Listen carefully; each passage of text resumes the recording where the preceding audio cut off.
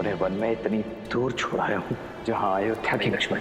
मुझे संकेत भी मत देना कि तुमने सीता का त्याग कहाँ किया है।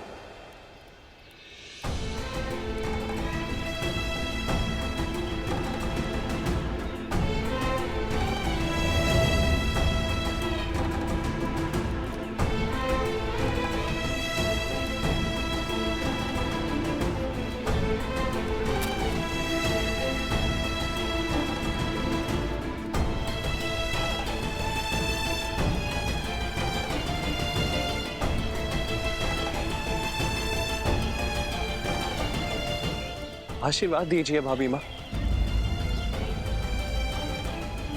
कि आपका पुत्र भैया के सौंपे कार्य को पूर्ण कर सके।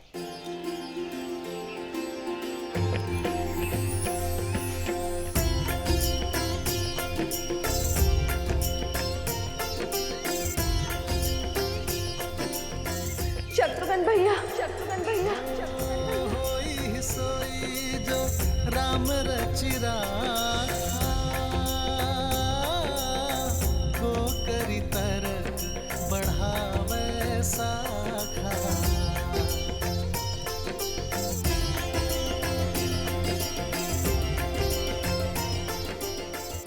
कैसे है मेरे श्री राम? राम सिया राम जय जय राम। राम सिया राम जय जय राम। राम सिया राम जय जय। धन्य है आप दोनों। आत्मा के बिना प्राण कैसे होते हैं। आप यहाँ आश्रम में वनवासी का जीवन जी रही हैं, अभावों में रह रही हैं, और वहां राम भैया अपने महल में सन्यासियों का जीवन जी रहे हैं। दिन भर प्रजा और परिवार के कार्यभार संभालते हैं और फिर अपने कक्ष में आकर वल्कल लपेट लेते हैं। राजसी भोजन त्याग कर फल आदि का सेवन करते हैं। अयोध्या के प्रतापी महाराज से आपके पति बन जाते। कोई कुछ कहता नहीं है भाभी माँ, किंतु सब जानते हैं कि भैया का केवल तन वहां है, उनकी आत्मा यहां आपके साथ है। आपकी पीड़ा उनके त्याग में झलकती है। राम सिया राम सिया राम सिया राम। प्रेम और समर्पण की पराकाष्ठा है मेरे श्री राम। प्रेम के बिना समर्पण असंभव है भाभी माँ। ये त्याग तभी हो पाया क्योंकि आप दोनों का प्रेम असीमित है।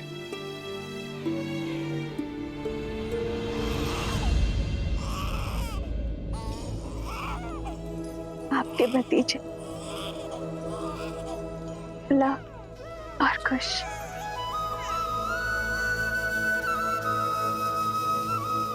भाभी माँ, क्या मैं उन्हें देख सकता हूँ? पुत्र पूरा सिया परिवारा,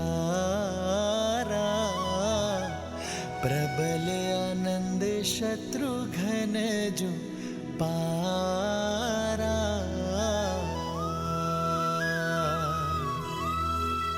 सूर्य प्रताप शिव दुई शिशु जाही, सकल जीव के ही देखे माही।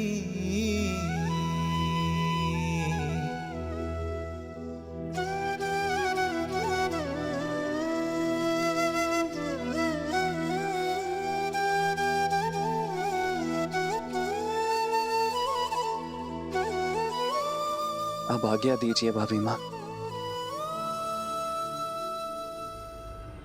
रुकिए भैया। सूर्य वंश के इन सूर्य का तेज अयोध्या तक नहीं पहुंचना चाहिए। आप किसी से कुछ नहीं कहेंगे भैया।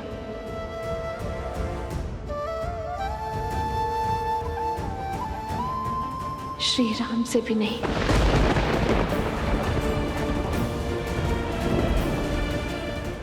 क्यों भाभी माँ?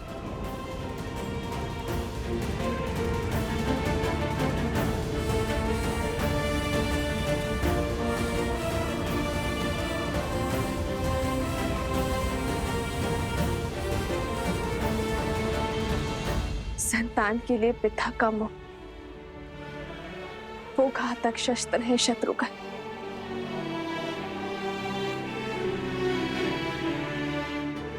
जो बड़े से बड़े तपस्वी का भी तब भंग कर देता है। यदि मेरे श्री राम के मन में अपनी संतान के लिए प्रेम जागा तो कहीं उनका तप भंग ना हो जाए शत्रुघ्न। और मैं नहीं चाहूंगी कि मेरे श्री राम को कभी भी कर्तव्य पथ पर दृष्टि झुकानी पड़े।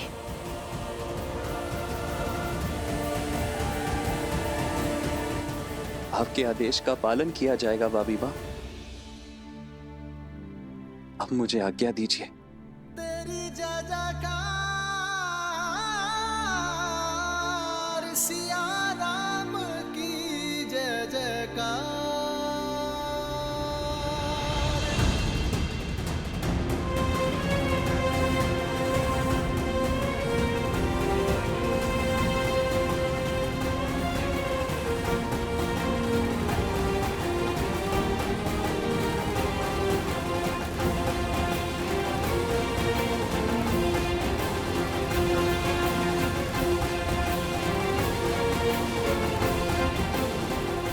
श्री राम।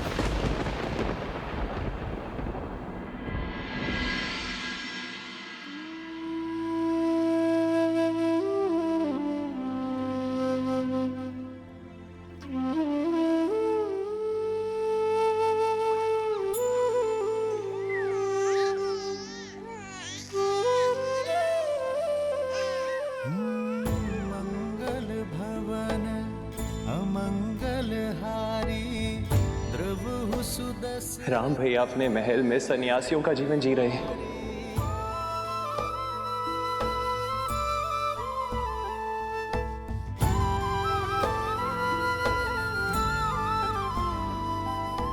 राम सिया राम जय जय राम। राम सिया राम सीते, तुम्हारा मन शांत और आनंदित है, पर पीड़ा की झलक भी है। कदाचित तुम्हारे सुख का कारण हमारी संतान है,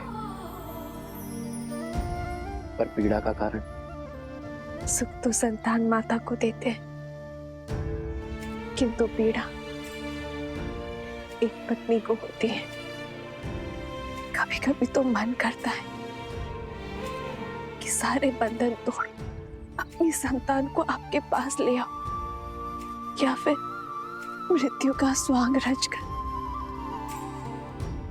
आपको ये अपने पास बुला लो।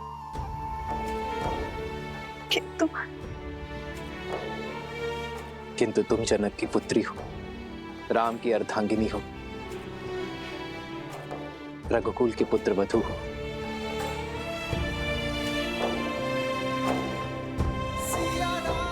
सीते, एक पुरुष केवल एक परिवार का धरोहर संभालता है। एक स्त्री के कंधों पर दोनों परिवारों की पवित्रता का भार होता है। भार तो ये भी है आर्य कि मेरे पुत्रों को कभी पिता का छत्र छाया नहीं मिलेगा, और पति को पुत्र सुख। कहीं मैं इस भार तले ना दब जाऊं आर्य।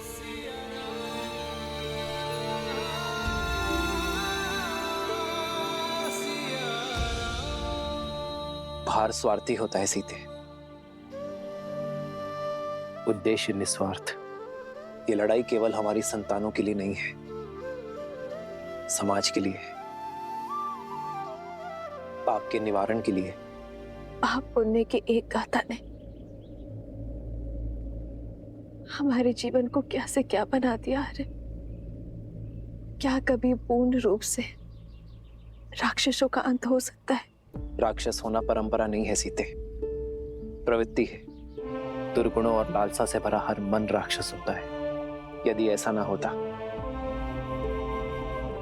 तो ना ही मधु ऋषि के घर लवणासुर जन्म लेता और ना ही रावण का भाई विभीषण होता। जैसे जैसे समाज में वित्तीय आस्था और संतोष की वृद्धि होगी, वैसे वैसे ये राक्षसी प्रवृत्ति पाताल में गिरती चली जाएगी। समस्त कौशल राष्ट्र शुद्ध हो जाएगा, तब ये नियति हमें पुनः अवश्य मिल पाएगी।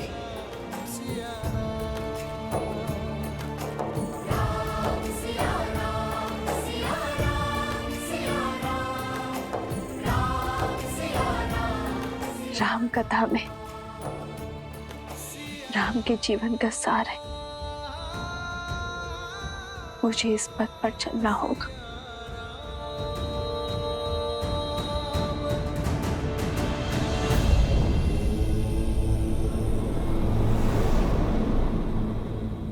माता सीता अगर अयोध्या में होती तो लव और कुश का लालन पालन उनके लिए कितना सरल होता ना। अब यहाँ आश्रम में अयोध्या की महारानी को शरण लेनी पड़ी है।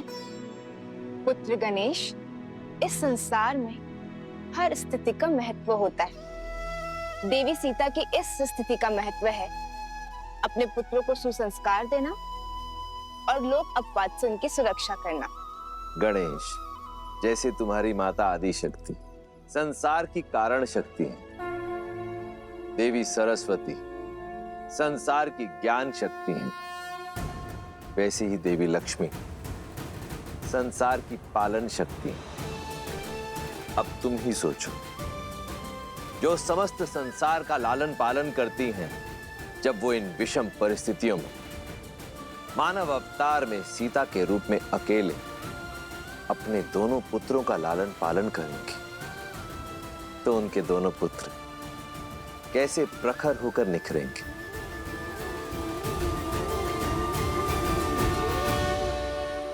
लाव, कुश, जेहि पर कृपा करहि जनु जानी, कवि उर अजिर न जावहि वानी।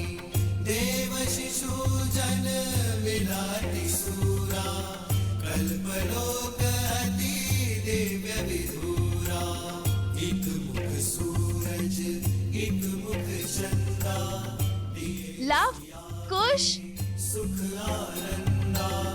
एक एक आत यमज युगला, जानकी सुत रूप लव कुश बोला।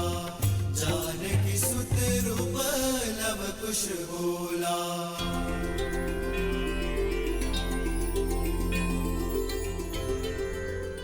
लव और कुश ने सभी वेदों को बालपन में ही कंठस्थ कर लिया था, परंतु एक और वेद भी था जिसे उन्होंने भली भांति कंठस्थ किया, और वो था मर्यादा पुरुषोत्तम श्री राम की जीवन कथा।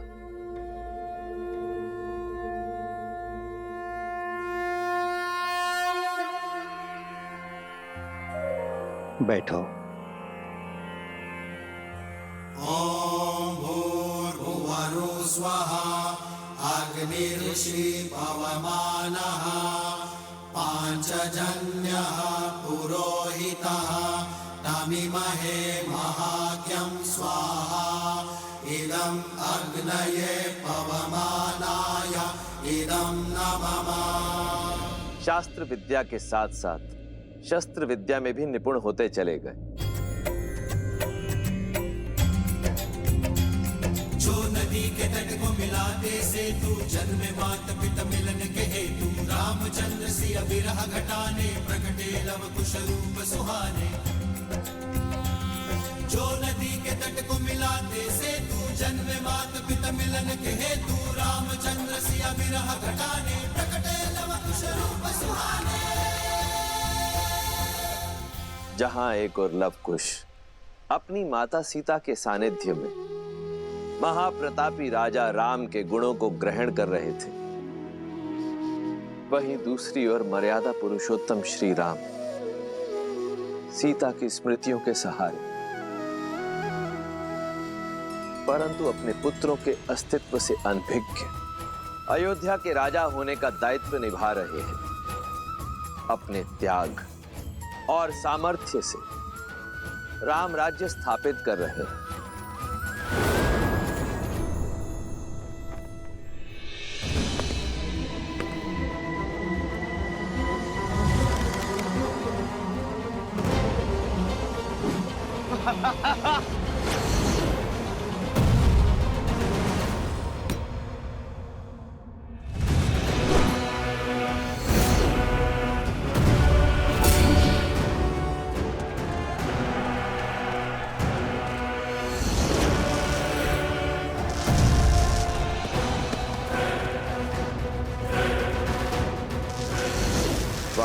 शत्रुघ्न और लवनासुर का युद्ध वर्षों तक चला।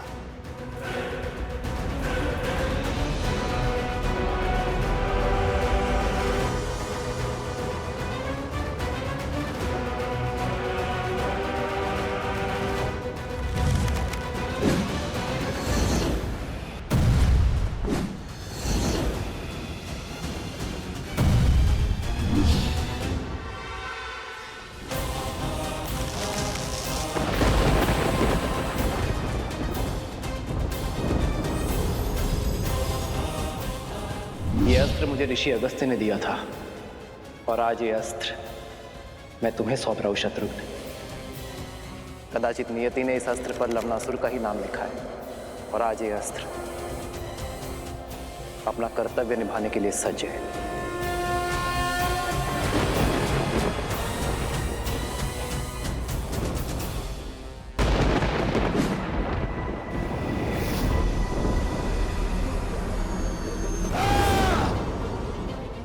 नारायण के अस्त्र और मेरे अस्त्र की भिड़ंत से इस संसार को सर्वनाश से बचाने के लिए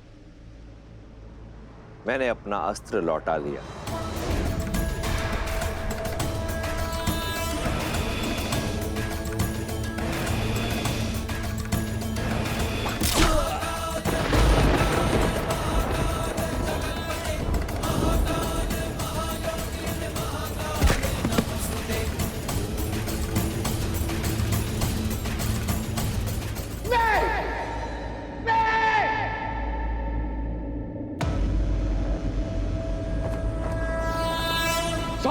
रावण का यह अस्त्र निस्तेज होकर नहीं गिर सकता।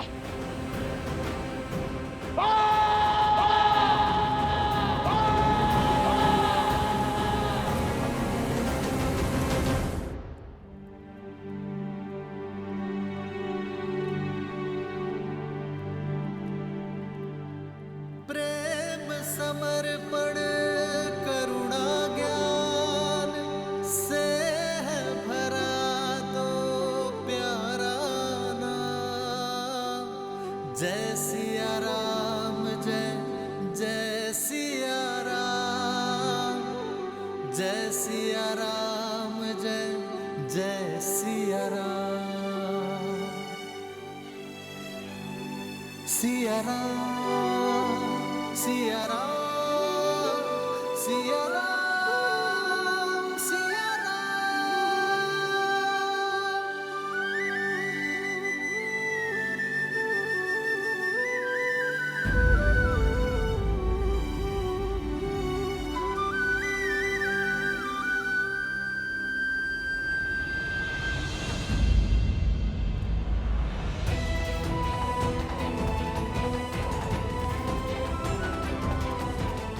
आओ लक्ष्मण।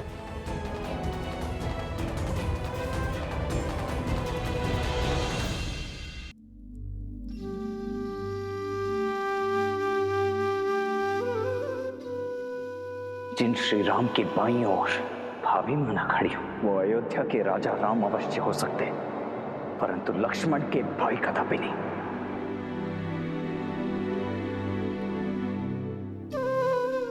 बोलो लक्ष्मण, यदि मन की बात मन में ही रह जाए तो पीड़ा अधिक होती है। अपनी पीड़ा को तो अपना क्रोध बनाकर आप पर उड़ेल दिया है मैंने। आपसे विद्रोह किया, आपसे दूर रहा, परंतु आपने अभिमान से विरह और मेरे क्रोध की पीड़ा को सदैव सहन किया। आज भी कर रहे हैं। सीता से विरह तो तब होगी ना जब हम मन से दूर हो जाएंगे। सीता मेरी श्वास है लक्ष्मण, और श्वास मृत्यु के बाद ही दूर होगी शरीर से।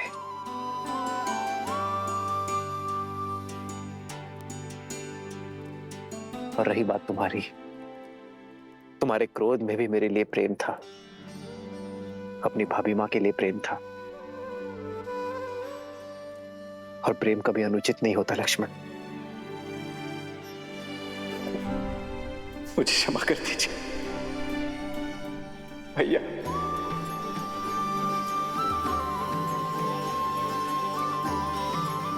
क्षमा कर दीजिए भैया।